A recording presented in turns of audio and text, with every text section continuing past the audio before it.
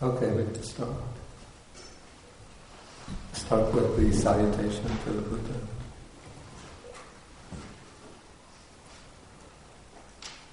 Namo tassa bhagavato arahato samma sambuddhassa.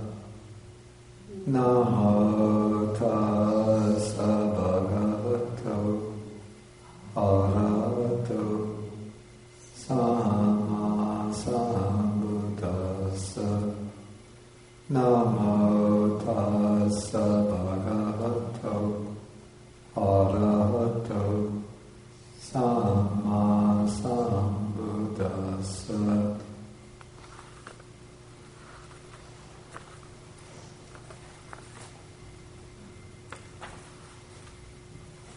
Okay, there was a handout. Does everybody have a copy of that handout? You have some extra copies if anybody doesn't have them.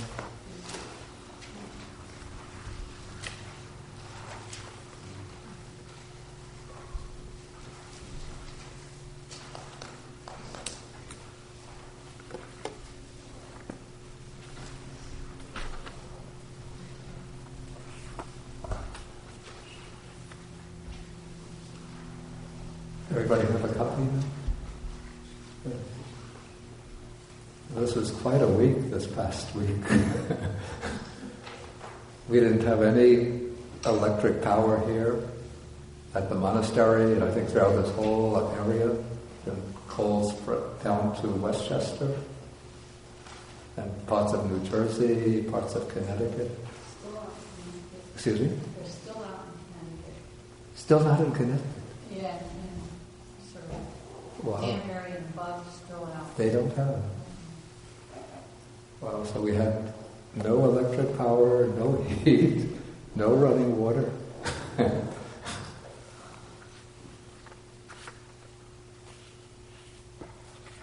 And maybe think how difficult it must have been for people living in the pre-electrical age, without central heating, without hot water, not to speak of the absence of electrical power. Excuse me? And food. Food. Yeah. Supermarkets were closed. I guess it should be dear, but... Oh, supermarkets were closed too. Yeah. I know one day we went into Carmel looking for either a coffee shop or a diner, just to find a place to warm up. One side of Carmel didn't have any electric power, so the diners were closed.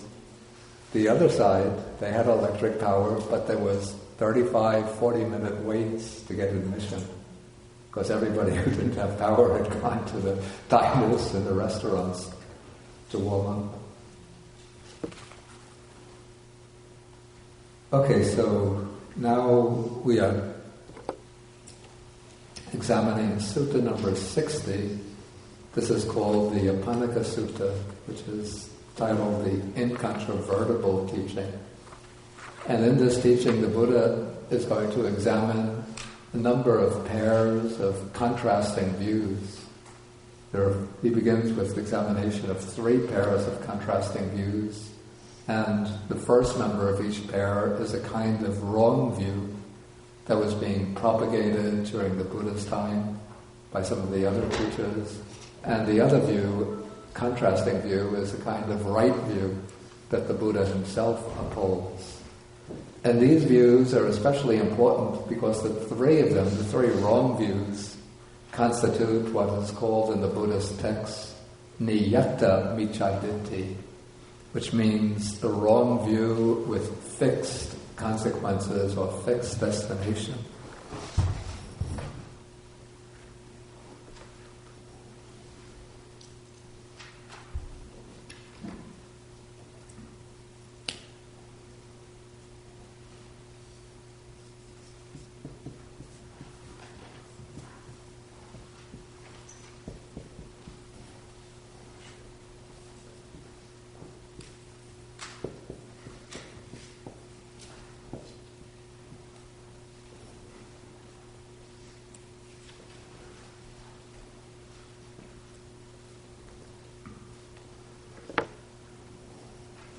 This is a kind of wrong view if it's adopted and strongly clung to and propagated to others. It serves as a definite obstruction to a higher type of rebirth or to the attainment of liberation. And in the last class we examined the first pair of opposing views.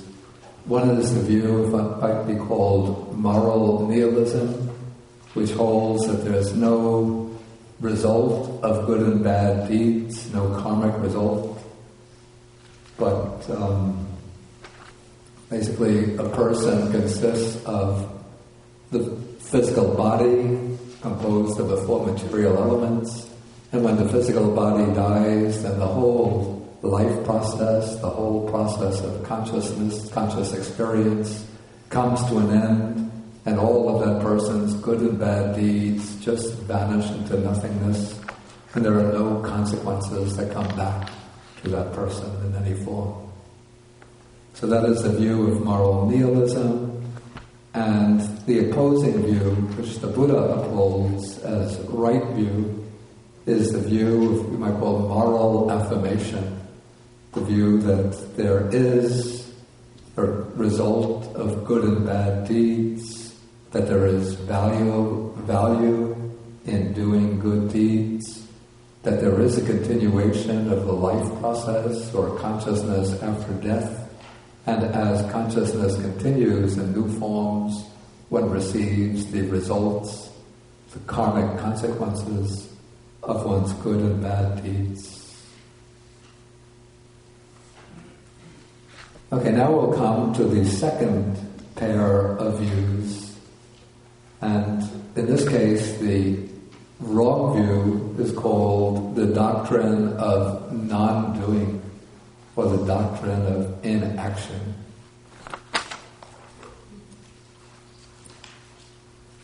In Pali it's called Akiriyavada, and this we could sum up as the doctrine that moral distinctions are not real, that there's nothing morally reproachable in what we conventionally call bad actions, and that there's nothing worthy or meritorious in good actions.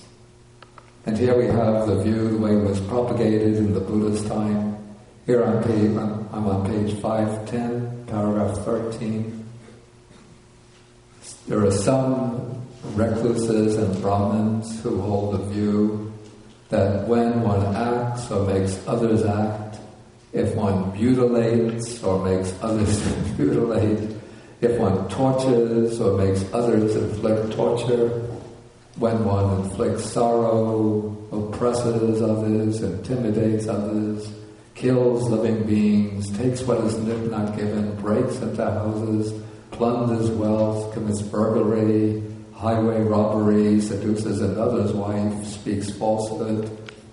Doing all of those actions, one doesn't do anything evil. And so if one were to take a wheel with a razor, sharp tire, and go around and just reducing all living beings on this earth to just one heap of flesh, then one would not be doing any evil and there would be no results of this evil. And if one were to go along the south bank of the river Ganges, killing and slaughtering, mutilating and so on, because of this there would be no evil and no outcome of evil. And if one were to go on the other side of the river Ganges, making gifts, encouraging others to give, and so forth, because of this there would be no merit and no outcome of merit. By giving, by taming oneself, by restraint, by speaking truth, there is no merit and no outcome of merit. It sounds to me that today if anybody went around expounding a view like that, they would be locked up in prison or in an insane asylum. But somehow in the Buddhist time, at least according to the Buddhist text, this was one of the views that was propagated. I don't see how anybody who propagated a view like that could get any followers. But apparently this was a view that was held by one of the respected teachers of the period, whose name was Purana Kassapa. Okay, the opposite view is a view which basically affirms the reality of ethical distinctions, that there is the doing of evil and the doing of good. So this view is expressed exactly as the opposite of the view of non-doing, that when one kills, mutilates, and so on, one commits evil, and if one practices giving, making offerings, speaking truth, taming oneself, restraining oneself, one acquires merit and the results of merit. Okay, so now having set up this opposition between the two views, the Buddha is going to explain to these householders who are not, they have to point out that these householders are not yet disciples of the Buddha. So they're confused about these opposing views. And so the Buddha is going to give them a method called a method of reflection by which they can determine which view is the prudent one to adopt. Okay, so first he says that it's basically the same reasoning that was used in relation to the first view, but I'll just go through it briefly again. Okay, so first we take the consequences of the view, the effect of the view on conduct. So if one adopts the view that there's no doing of merit, no acquiring of merit, it's expected that one will avoid the three types of wholesome conduct, good bodily, verbal, and mental conduct, and that one will indulge in the three types of unwholesome conduct, bodily misconduct, verbal misconduct, and mental misconduct.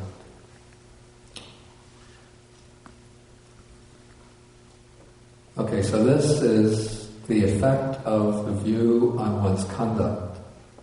Then the next paragraph, the Buddha says that now he sort of lays it out straight, and he's not sort of hedging his bets, but he's going to tell his audience exactly what is wrong view and what is right view. So he says, since there actually is doing, there really is the doing of evil and the doing of good, so one who holds that there is no doing is adopting wrong view. Okay, and then when one adopts this view is going to affect one's motivation, and so one thereby adopts wrong intention, or one falls into wrong intention. So these are actually the first two wrong factors of the ignoble Eightfold Path. Not the Noble Eightfold Path, but the wrong Eightfold Path. Wrong view and wrong intention. Then, when one adopts that view, then one will speak on the basis of that view, or propagate that view, and in doing so one falls into wrong speech.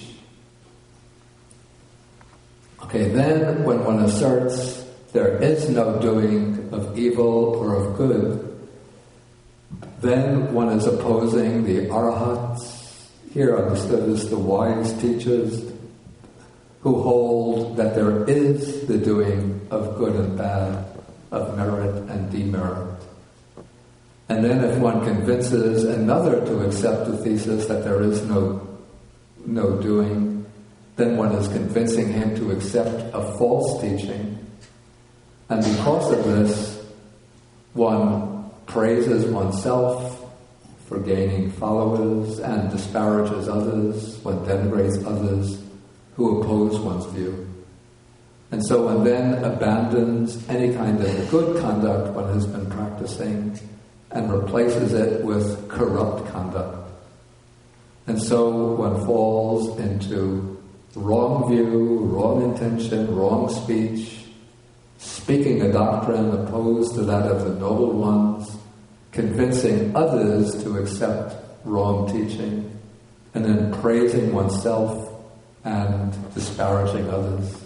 So these are all unwholesome states that come into being based on the wrong view that there is no doing of good and of evil.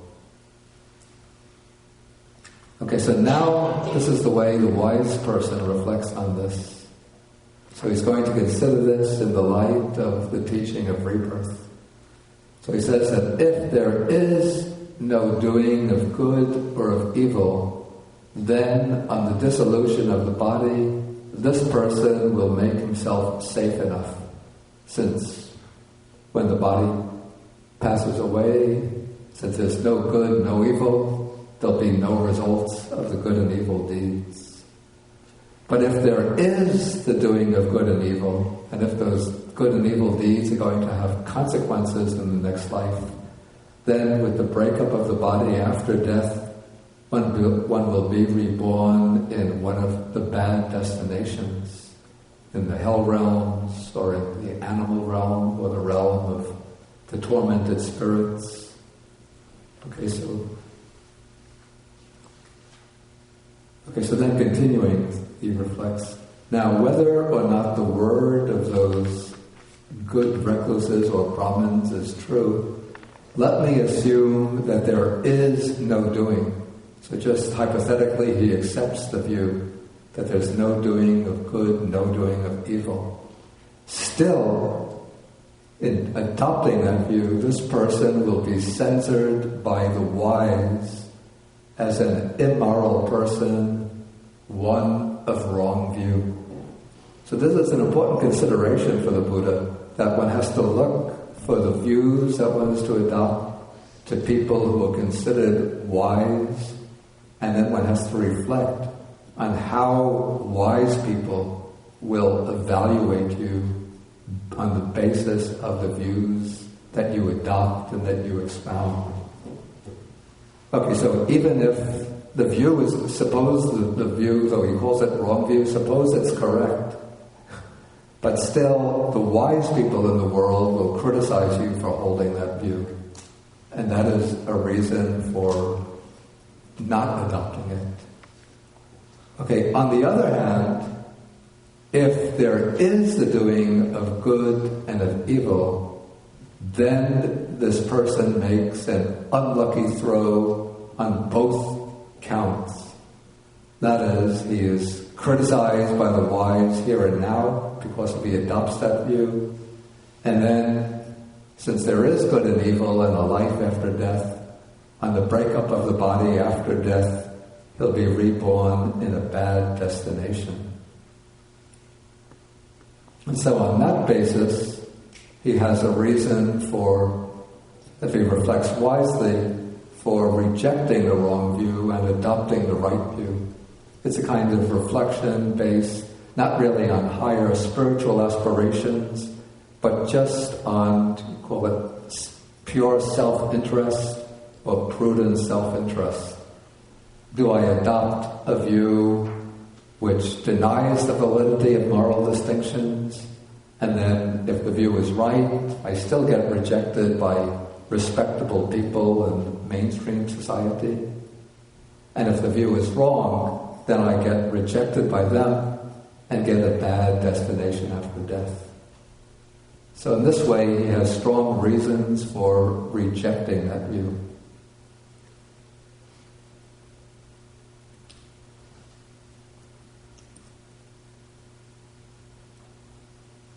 Okay, now the Buddha takes the flip side, the alternative, which is the view that there are distinctions between good and evil, that there is a distinction between merit and demerit. And so if a person adopts this view, then it's to be expected that they'll avoid unwholesome bodily, verbal, and mental conduct, and that they will practice good conduct of body, speech, and mind.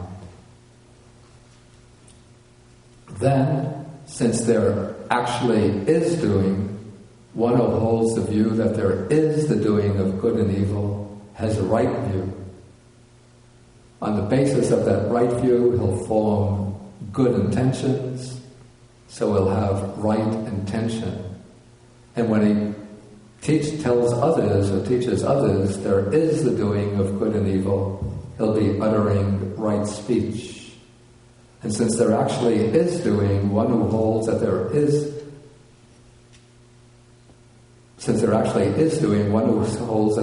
doing will not be opposing the arhats, who also teach that there is the doing of good and evil. And when he convinces another to accept that there is doing, then he's convincing the other to accept a good teaching or a true teaching. And he won't praise himself and disparage others. As I explained last time, I have a little caveat about that. Even if one convinces others to accept the true teaching, one could still praise oneself and disparage others. In any case, by adopting the view that there are valid moral distinctions, one will abandon misconduct and replace it with pure conduct. And so one has right view, right intention, right speech, not opposing the noble ones, convincing others to accept true teaching, avoiding self-praise and disparaging of others. So these various wholesome qualities come into being based on this right view. Okay, then the wise person reflects on this, and he considers, okay, if there is the doing of good and evil, then on the dissolution of the body after death, this person will be reborn in a happy destination, even in the heavenly world. Okay, but let me assume that there is no doing. Still, this good person who holds that there is the doing of good and evil will be praised by the wise as a virtuous person, one with right view. And on the other hand, if there is doing, the doing of good and evil, then this good person has made a lucky throw on both counts. That is, by holding that there is the doing of good and evil, he is in this world, he's praised and admired by the wise, and then after death, since he holds right view, has right intentions and so on, he'll be almost certain to achieve a favorable rebirth. Okay, so in this way, he has rightly accepted and undertaken this incontrovertible teaching in such a way that it extends to both sides, this life and the afterlife, and excludes the unwholesome alternative or the undesirable alternative. Okay, so this is a kind of brief overview of the contrast between these two views. If anybody has any questions at this point, please feel welcome to ask. Yes, please. Yeah. Just a little. Yeah, there's a microphone, so please. Thank you. I'm just a little surprised on something so major as deciding which side of this equation you want to be on. No. That it's the fulcrum point is an unlucky throw. That expression. Yeah. And that it's all in the shooting of dice, of making the decision, kind of. Yeah, actually, last time I pointed out that this kind of reasoning is very similar to, there was the 17th century French philosopher, theologian, Pascal, to Pascal's wager of why I should believe in God. It's not out of love of God or admiration for the, beauties of, say, the Sermon of the Mount, or out of the hope of, well, there is the hope of the afterlife, but out of, an impartial love of the divine splendor. But one reflects that if, or at least Pascal reflected, if I reject the belief in God, and there is a God, then I will spend eternity in hell. But if there is a God, and then I if I believe in God and there is no God, then I've just adopted a foolish belief. And so well anyway, on the basis of belief, I behave ethically in this life, and then after death, everything is finished.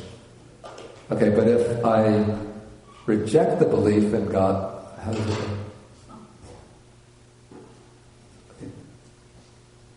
If I believe in God, okay, but if I reject the belief in God, well, if I believe, then the second part is, if I do believe in God, and there is a God, then I'll spend eternity in heaven. And so just sort of laying out, the cost-benefit analysis? It's sort of wiser and more prudent to believe in God. That was Pascal's conclusion. So the Buddha is sort of laying out a similar line of argument.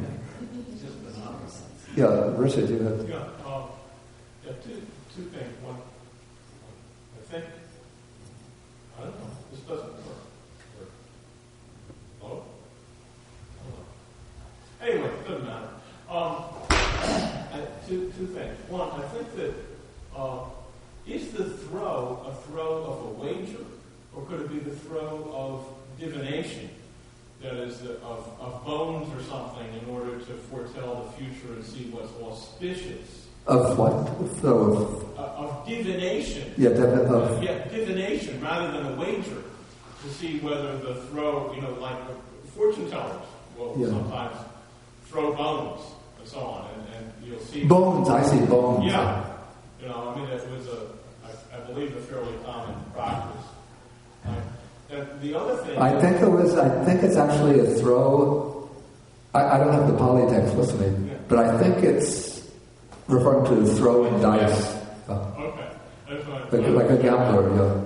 The other thing is, this Pascal is making a wager on the assumption that all that counts for whether you go to heaven or hell is faith, not works. Right? It's just faith. Whereas, in a sense, the reason for the dual argument in here is that the Buddha is saying an equivalent of both faith and... that is a very good point. That is a very good point. Because he's saying that if you have the right faith, if you have the right belief, then your actions will be good. And the assumption that is actually a very important point. Yeah? It's not purely just a matter of what one believes or what view one adopts, but the view one adopts has major consequences on one's motives or intentions and on the actions that flow from those motives. Anyone? I wonder if you could just say a little bit about the distinction between the first two long views. Yeah, they seem very similar. They seem very similar.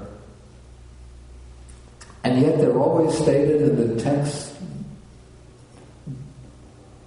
they're always presented in the text as distinct, and they are ascribed to different teachers. Sometimes it seems to me that maybe they differ only in the point of emphasis, that the main emphasis in the first view is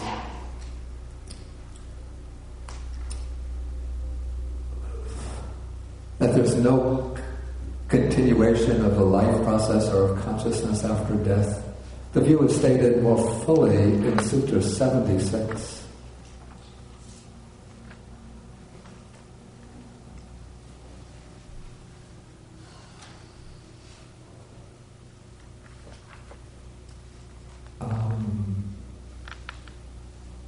This is on page 619.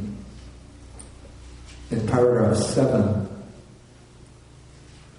where it begins with the statement of the first view, that there is nothing given, nothing offered, no sacrifice, and so on. But then it continues, a person consists of the four great elements, it's the four material elements.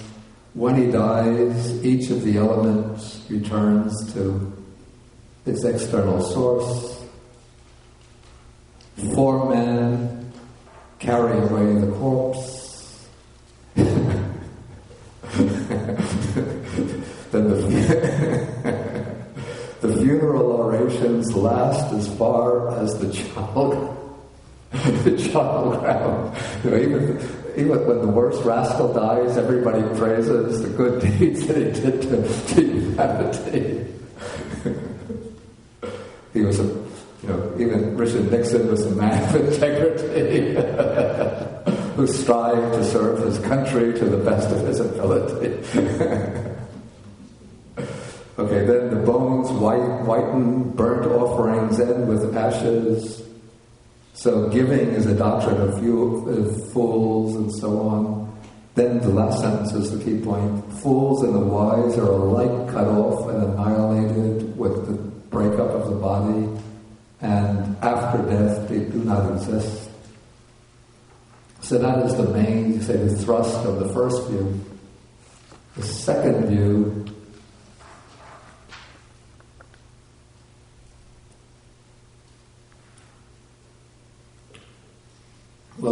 doesn't have that statement attached to it. So this view seems to be, the point of emphasis is not that there's no continuity, so much that there's no continuity beyond death, but that there's no real validity to moral distinctions, that they're just maybe purely conventional, just a matter of, maybe this is almost like a moral relativism, that different people have different views about what's good and bad, but there's no objective validity to these different opinions. So it's really more focused on this life. It doesn't matter what you do in this life.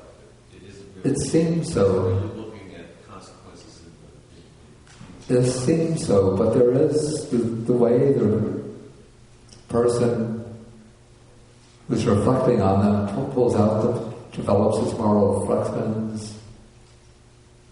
It seems also that it can have implications for the next life.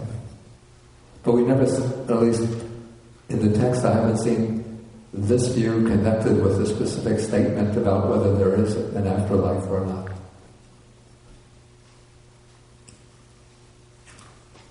Okay, Tracy? Why wouldn't he just come out and say that he knows? Why does he set up the argument? You mean, why does the Buddha do that? Yeah.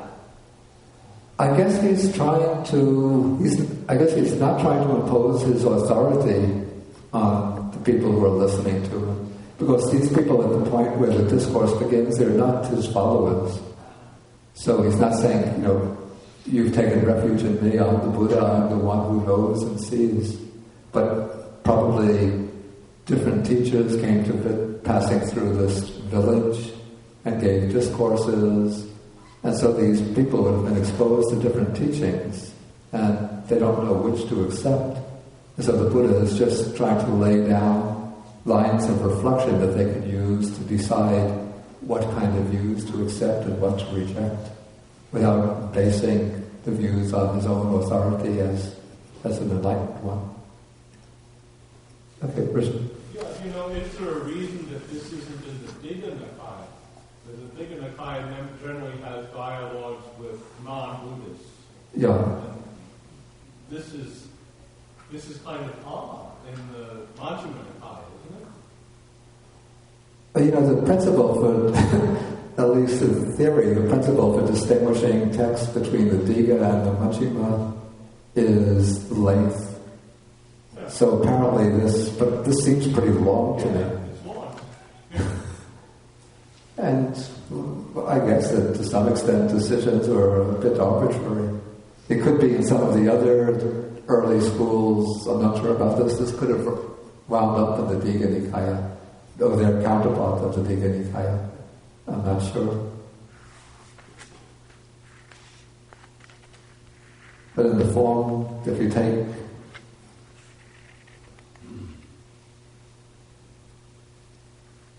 suttas of the Digha Nikaya in the form that they've come down to us with elisions of repetitive passages, some of them are shorter than this discourse. So I don't have a definite answer. Yeah, I fear to ask the question. Never fear. I terror.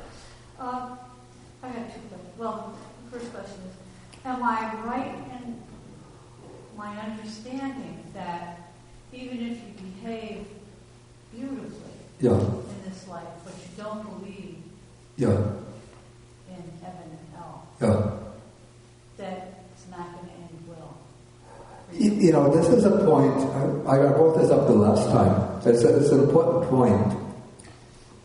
It seems to me nowadays that, probably because of the influence of science and sort of the materialistic presuppositions of science, that there's a widespread disbelief in other realms of existence and the continuity of life or consciousness beyond death. But there are many people who are philosophical atheists, philosophical materialists, who still uphold very high standards of ethical conduct. And so my assumption is that even if one disbelieves in any kind of afterlife, but if one does uphold high ethical standards and acts in accordance with them, when things are over in this life, one is going to come into a favorable or happy state of rebirth. And I know from past experience in a particular Asian country, I don't think this is true about other Asian Buddhist countries, but there are people who are declared Buddhists who will wholeheartedly accept Buddhist teachings, go to the temple on the Buddhist holidays, make offerings of flowers, fruits to the Buddha statue, go to the temples to offer food and other requisites to the monks. But when they get back home, when they're involved with business, they're stealing, adultery, slander, false speech, even could be killing. And so even though they might accept and endorse the doctrine of karma and its fruit, but I don't think that they're going to receive favorable results. The other follow-up question, please. Yeah. Who decides on the consequences? How do these consequences? I mean, I can see it in real time. Yeah. There's consequences if you steal something. Yeah, you go to jail. There's consequences. Yeah. Yes. If the judge decides. Yeah. Who decides? Yeah. How does the decision get made? There's no. So let's say that there's no person or being with power sort of looking over and evaluating, this guy did good actions, this guy got 60 points of good actions, 40 points of bad actions, where do I send him? But it's sort of the self-functioning, naturally functioning law of karma that determines that good actions produce favorable results, bad actions produce undesirable results, that certain types of unwholesome actions will negate certain types of wholesome actions. So it's all working almost like the laws of thermodynamics or the laws of motion. If I throw a ball against the wall at a particular angle, you could say, who decides that the ball is going to bounce back at a 30-degree angle or a 40-degree angle? Nobody decides, but it's the way the laws of motion work. And so there's a similar law that holds sway over the workings of morally significant action, the law of karma. Thank you.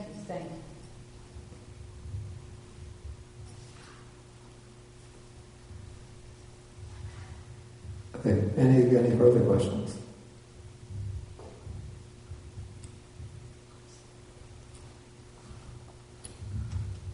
But maybe just to extend a little bit, it could raise the question, if you plant the seeds of roses in one bed of soil and the seeds of daffodils in another bed of soil, who decides that the rose seeds are going to turn into roses and that the daffodil seeds are going to grow into daffodils?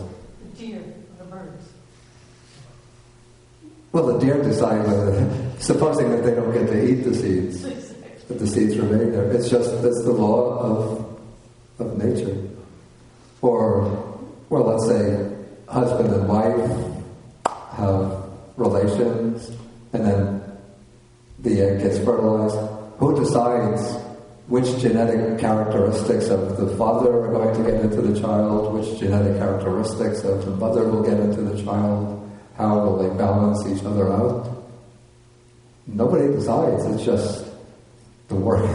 We say the laws of genetics determines that, which is really just a sophisticated way of saying that we don't really know. At least I don't know, maybe biologists know. You mentioned that in one Asian country, somebody could adopt the view. Yeah.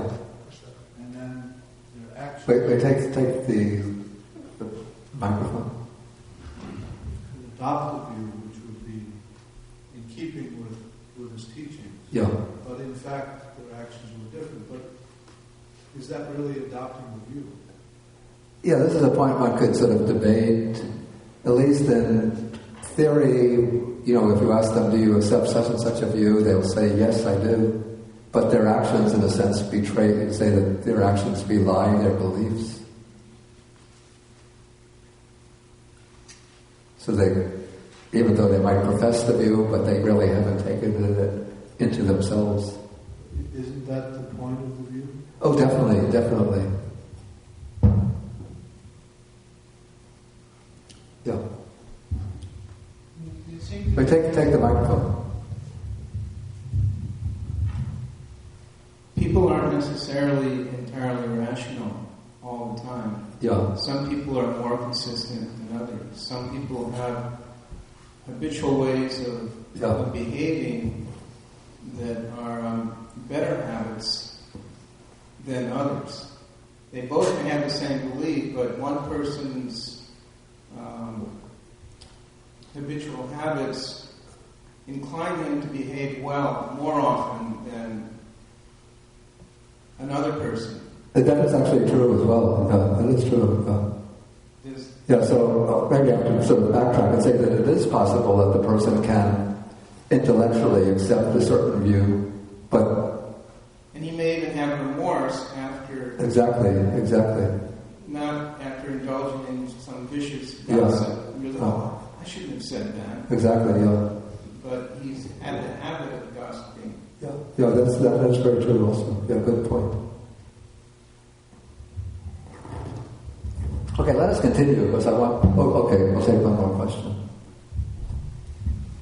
I didn't understand when the Buddha says, let me grant that in the case of doing and not doing, that not doing is correct. Yeah. And then he says, but the wise would disparage you. I know. What does it matter if it's correct? Excuse me? Well, what would it matter if the wise disparage you?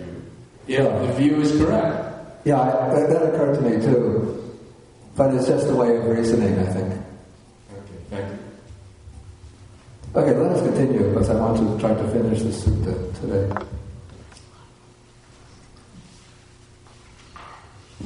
Okay, now we come to the third pair of wrong and right views. And this was a view which was, at least the wrong view, which was widely expounded by one of the Buddha's adversaries, whose name was Makkhali Gosala.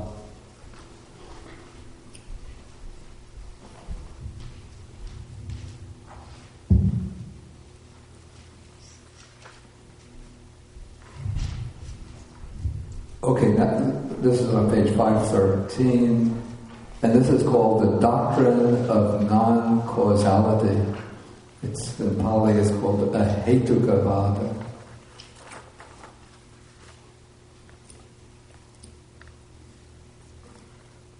Okay, and this is also known as, the way Makkhali Gosala expounded it, Niyativada, the doctrine of predestination or predetermination. The view that people or beings are predetermined in their destiny by fate, destiny, or nature, and so their actions really have no effect upon their development. So the view goes, there is no cause or condition for the defilement of beings. Beings are defiled without cause or condition. There is no cause or condition for the purification of beings. Beings are purified without cause or condition. So here we actually have the two major projects, or two major concerns of the Buddha's teaching. One is with defilement, and the other is with purification. And in the Buddha's teaching, defilement is traced to causes. At least to the most fundamental cause is beginningless ignorance. It's from beginningless ignorance that all of the defilements arise, and from the defilements that unwholesome actions arise. And then the Buddha's teaching is concerned with purification or the elimination of defilements, and that takes place through cultivating the causes and conditions that eliminate defilement. That is, by practicing the 4 foundations of mindfulness, the 7 factors of enlightenment, the Noble Eightfold Path. And so this view that there's no cause for defilement, no cause for purification, is in a sense undercutting the two major concerns of the Buddha's teaching. Okay, then this proponent goes on to say, there is no power, no energy, no manly strength, no manly endurance. In other words, that there's no point in making any kind of effort because one's destiny is fixed. So he goes on to say, all beings, all living things, all creatures, all souls are without mastery, power, and energy. They are molded by destiny, circumstance, and nature, and thereby they experience pleasure and pain in the 6 classes. In this theory, there are 6 classes or realms of existence. I think that they're somewhat different from the Buddhist 6 realms. But beings, according to this theory, go from one life to another not because of their karmic actions, but because of destiny, nature, or fate. And so, according to this teacher, what they say is that they use the simile of a ball of thread, and you take the end of the thread and you throw the ball, and the ball just keeps on rolling and rolling and rolling till when the ball finishes rolling, all of the thread is unwound from the ball. And so they say in the same way, living beings are determined by fate or destiny to wander through samsara, and when it's their destiny to fully unwind all of their predetermined realms of existence, then they gain liberation. And so whether one is a wise person or a fool, a good person or a bad person, that doesn't matter because one's deeds, one's effort has no effect on one's destiny. When the time is up, one is liberated, whether one is a fool or a wise person. Okay, then there are some teachers who are directly opposed to this view. These are like the Buddha, who say there is a cause for the defilement of beings, there's a cause for the purification of beings, there is power, energy, manly strength, manly endurance. And it is not the case that all beings and so on are without mastery, power, and energy, that they're molded by destiny, circumstance, and nature, and thereby experience pleasure and pain in the 6 classes. Okay, those are the two opposing views. Then the reasoning is exactly the same as in the previous type of reasoning, so we don't have to go through all the steps. But basically, what the Buddha endorses and advises to others is to accept the belief that there is a cause and condition for defilement and purification. If one accepts that there is a cause and condition for defilement and purification, then one will have a motivation for striving to overcome the inner defilements and striving to practice a path that will lead to purification.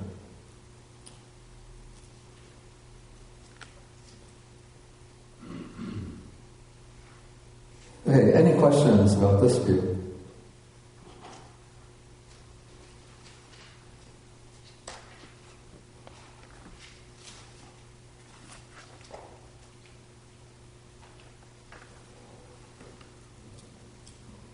Okay, then we'll go on to section 4. Now I'm on page 516. Now we're moving beyond the contrast between wrong views and right views regarding the basic principles of ethics, and now into views about higher states of meditative experience and higher realms of existence.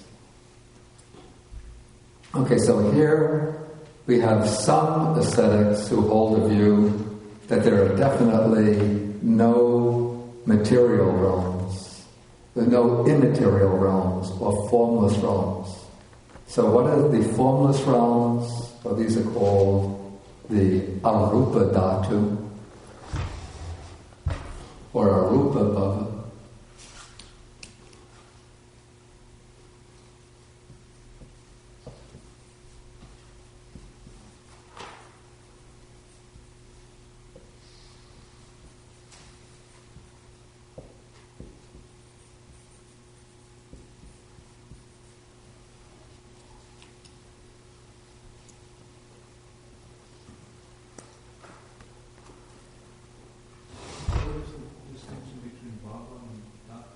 Really, here they are almost identical. Maybe you could say that bhava signifies the concrete state of existence within the realm, and dhatu signifies the realm itself.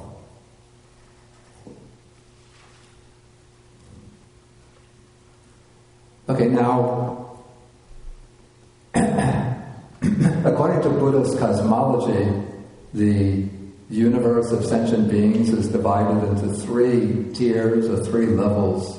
One is the level which we call the desire realm or sensuous realm, in which what predominates is sensual desire.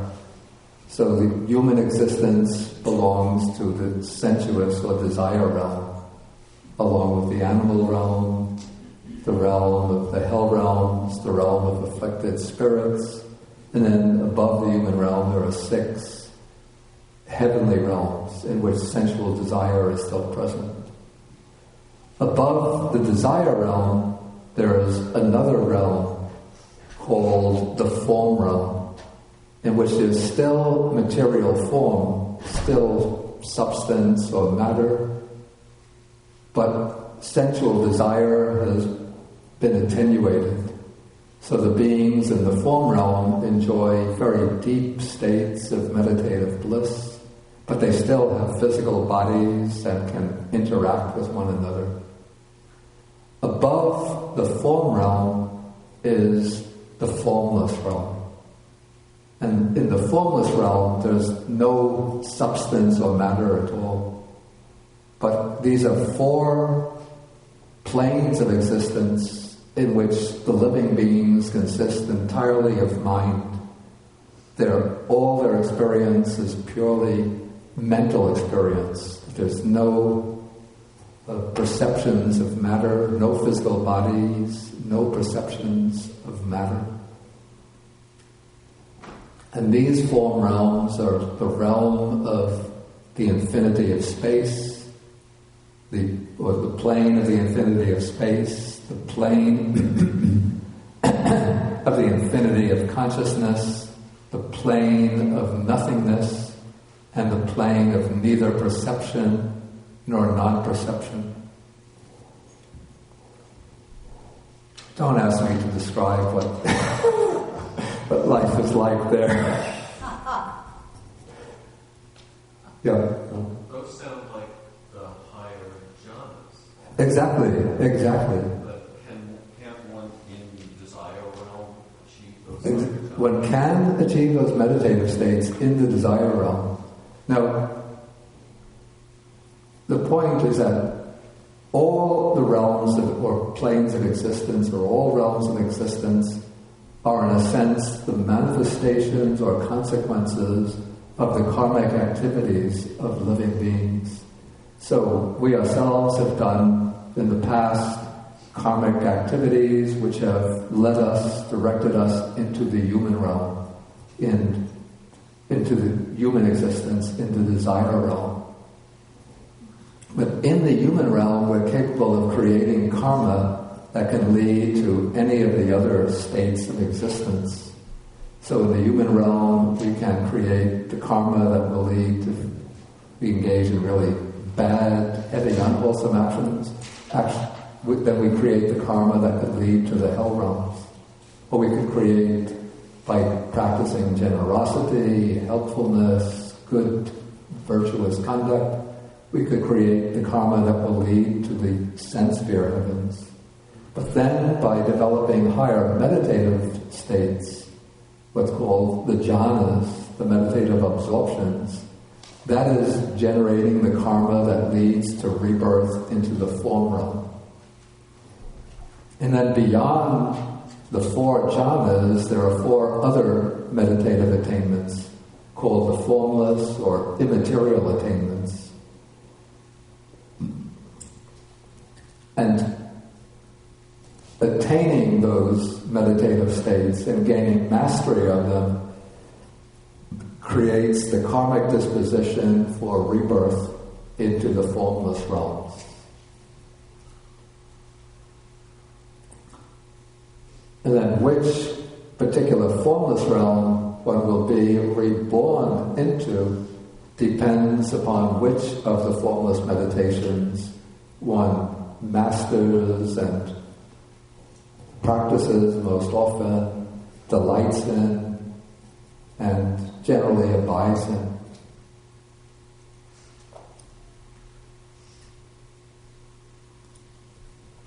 Okay, and these various meditative states were apparently known to yogis and contemplatives in the Buddha's time, even before the Buddha appeared on the scene and started teaching. Probably you've all gone through the Sutta, the story about the Buddha's quest for enlightenment.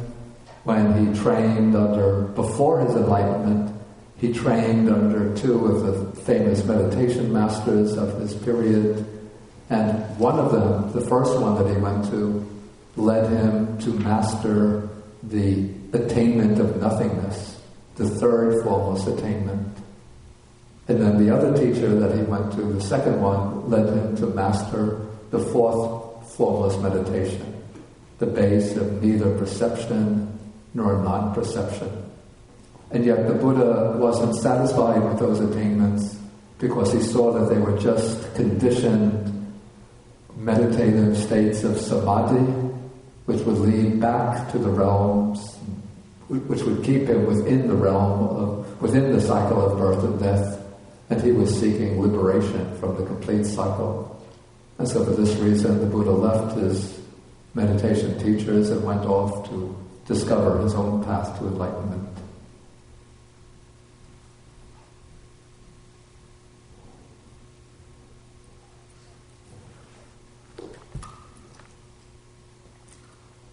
Okay, so these meditative states were known to some of the yogis during the Buddha's time, but apparently there were others who were skeptical about the existence of these realms. Okay, so here the Buddha begins by saying that there are some recluses and brahmins who hold the doctrine that there are definitely no material realms.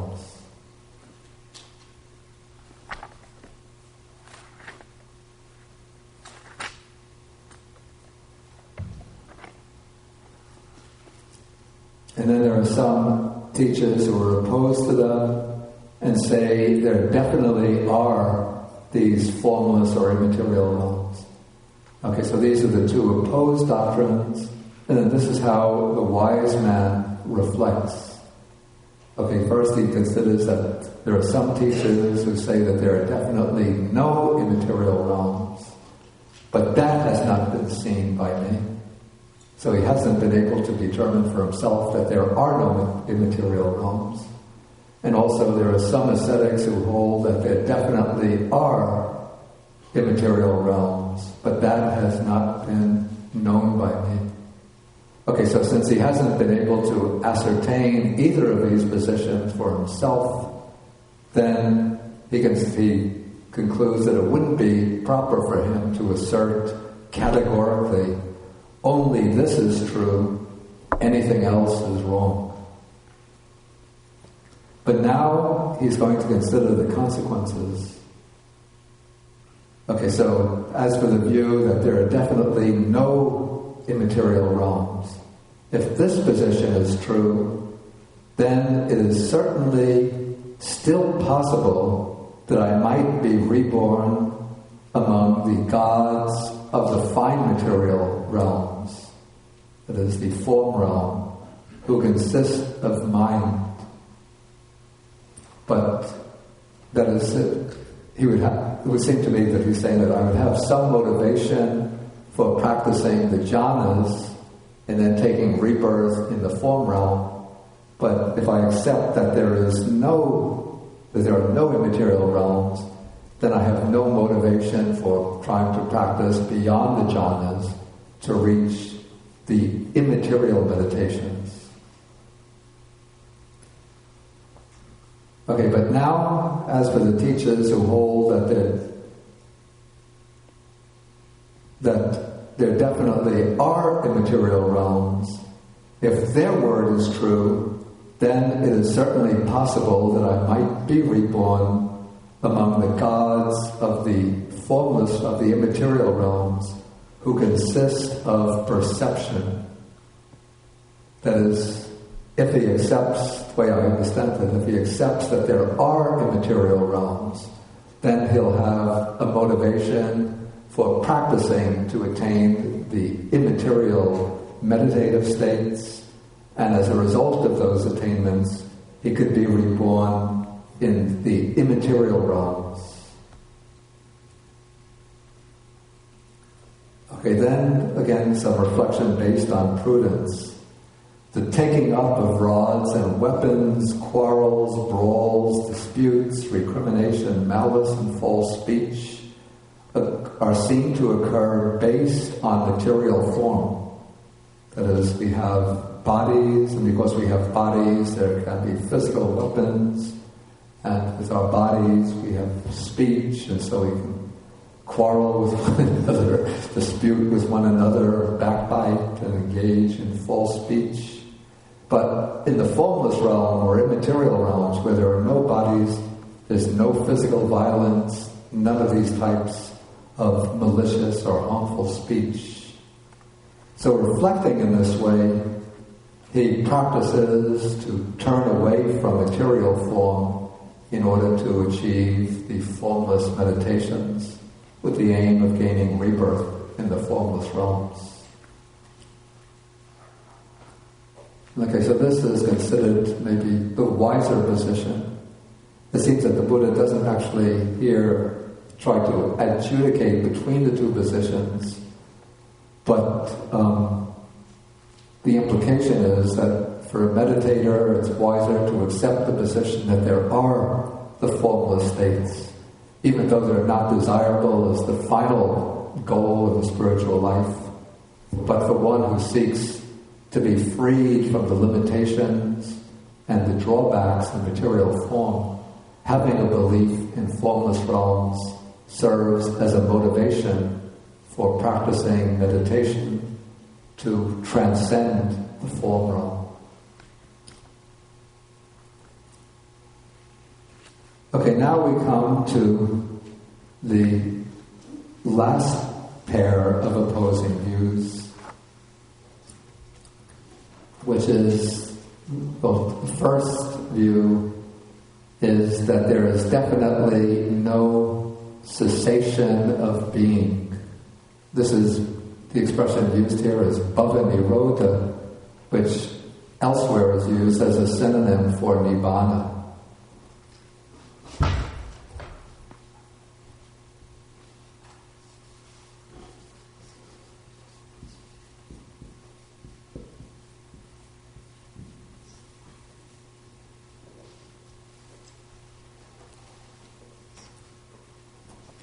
I actually don't particularly like the word being as a translation for bhava. I picked that up. That was actually used by Bhikkhu Nyanamoli, and I kept it within his translation. But I think being, those who come from a Western philosophical tradition, being suggests the totality of existence, or, existence as opposed to non-existence. Whereas the word bhava has a more specific meaning in Indian spirituality. Bhava means, the way I understand it, a concrete state of individual existence. A state that will begin with birth or with conception and continue to death. So that is a bhava. So you could say that bhava expresses the individual states of individual existence within the beginningless process of samsara. And so the cessation of this continuity of individual existence is liberation from samsara, or nibbana.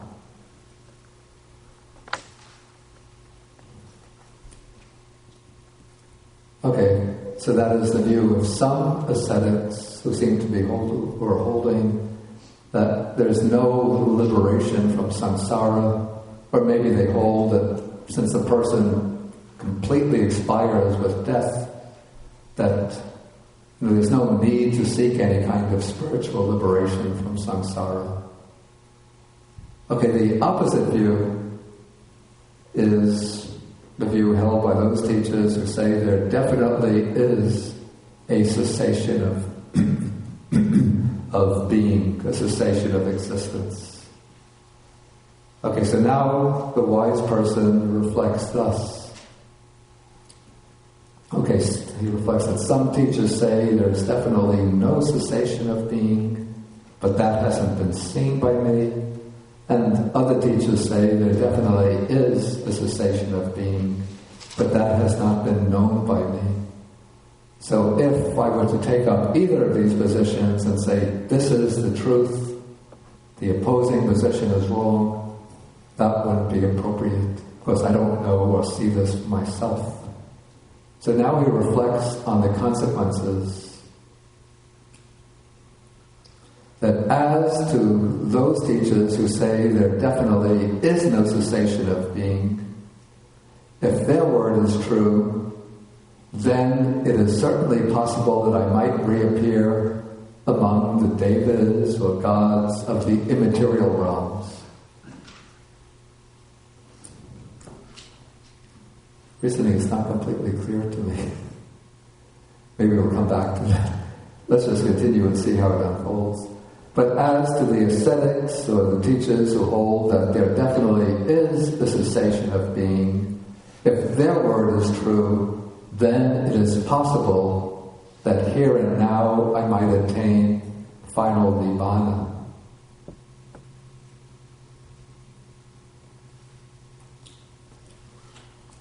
I think now, let's continue. Okay, then he considers the view of those teachers who hold that there definitely is no cessation of being is close to lust, close to bondage, close to delighting, close to holding, close to clinging. But the view of those teachers who hold that there definitely is cessation of being or cessation of existence is close to non-lust, non-bondage, non-delighting, non-holding, non-clinging. And so reflecting thus, he practices the way to disenchantment with being or with states of existence, to the fading away and cessation of being or of concrete existence.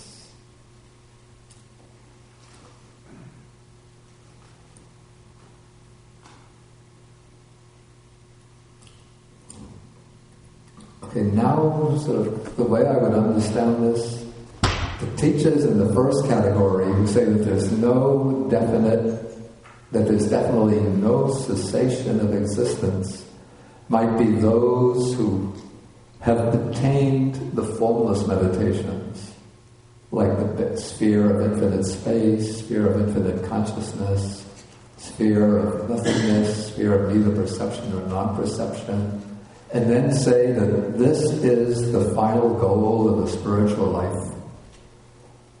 That when you arise in this state, you remain there for eternity, and that is the goal, the state of final peace, the state of complete bliss, the ultimate goal of striving.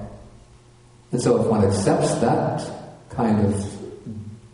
way of thinking or that doctrine, then one will have a motivation for practicing the formless meditations in order to be reborn into one of those realms, the formless realms, with the idea that that is the ultimate liberation, the supreme goal of the spiritual life. This basically was the position of many of the thinkers in the fold of Brahmanism. Like if you look in the Upanishads, the descriptions of the state of Brahman as the infinite, the all-embracing, the all-inclusive, the boundless, the immeasurable, all seem very close to descriptions of the formless meditations in Buddhism. Okay, but so if one denies the cessation of existence, but one takes that state of infinite consciousness or nothingness to be the final goal, then one will be inspired to attain that. But the Buddha says, on reflection, one sees that underlying that view and that aspiration, there is a subtle kind of lust or clinging, a subtle craving, a kind of delight and bondage. But the alternative view, the view that there is a cessation, a complete cessation of conditioned existence, in other words, that there is a state of nibbana, a state of complete liberation. That view, if one accepts that view, then one will have a motivation for practicing the path that leads to liberation. So one considers that the view that there is definitely cessation of existence is sort of pointing in the direction of the absence of lust, the absence of craving, the absence of delight, the absence of clinging. And so based on that reflection, then one will practice the way to disenchantment, to dispassion, and to the cessation of conditioned existence. Okay, maybe any questions on this passage?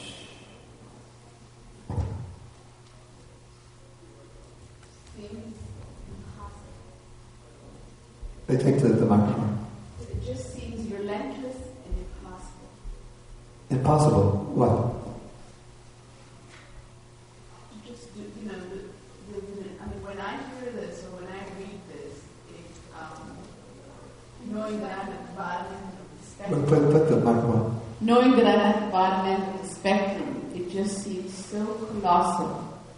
No, you should never think in that way, but always think that... And it seems endless, because we're so, there's so many things that one... It's not just the attachment to life, but it's also incredible discipline. Incredible? Discipline.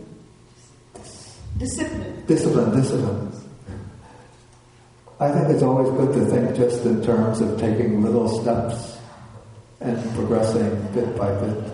That's why it seems that it's colossal. Yeah, but I don't think... Endless. If one looks from the foothills up at a mountain, one thinks, I can never climb that mountain. But if one just doesn't look at the top and just starts walking up, supplied with all the provisions one needs, and just goes at one's own natural pace, eventually one will get to the top. That's the assurance in Buddhism.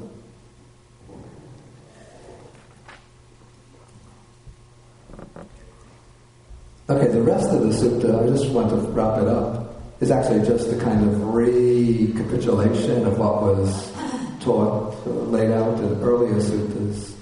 Sutta 51, which we didn't take because we took Sutta 27, which lays out this whole scheme of the gradual training. And so actually here the Buddha, through the gradual training, he's showing really the way to the Nibbana, or the cessation of being. And he concludes in paragraph 40 to 55 with the liberated one who can declare birth is destroyed, the holy life has been lived, what had to be done has been done, there is no more coming back to any state of being. And when the Buddha describes that person, then the Brahmin householders of Sala say, magnificent Master Gautama, magnificent Master Gautama. Then they go for refuge to the Buddha, Dharma, Sangha, and they become lay disciples who have gone for refuge for life. Okay, we'll have to stop here, and then we'll break for the lunch. And then after lunch, then we can come back, maybe about 12:10, and then we can have discussion of any questions that remain. Okay, and if you can't come back, next week we'll have the class, and next week we'll take a rather short but quite important sutta that merits a fair amount of thought. This is the shorter discourse of advice to Rahula, Sutta number 61 of the Majjhima Nikaya. Okay, so let us end with the sharing of the merits.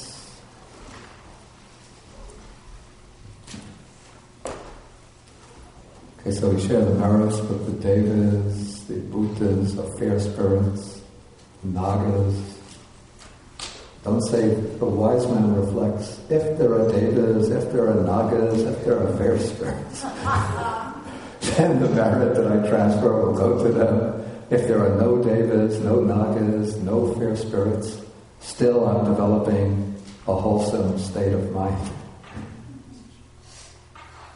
Okay, so we share the merits.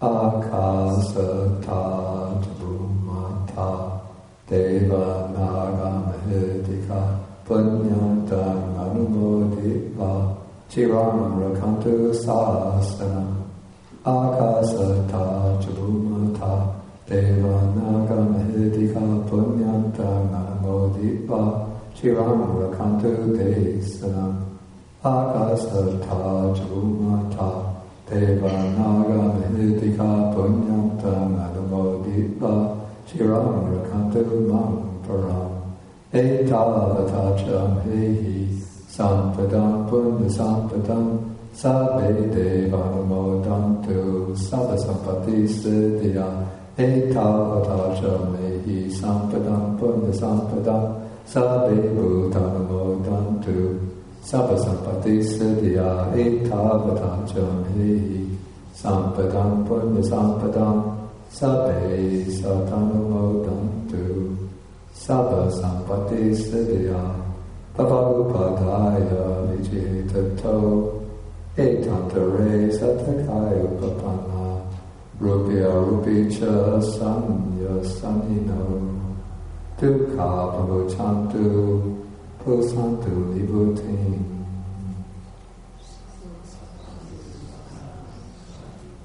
Okay, then we stand.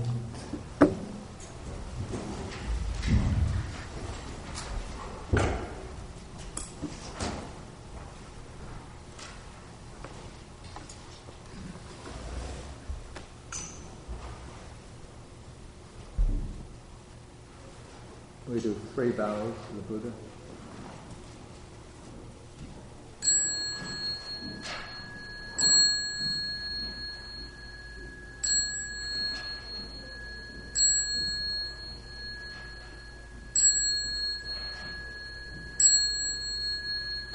how to ponder.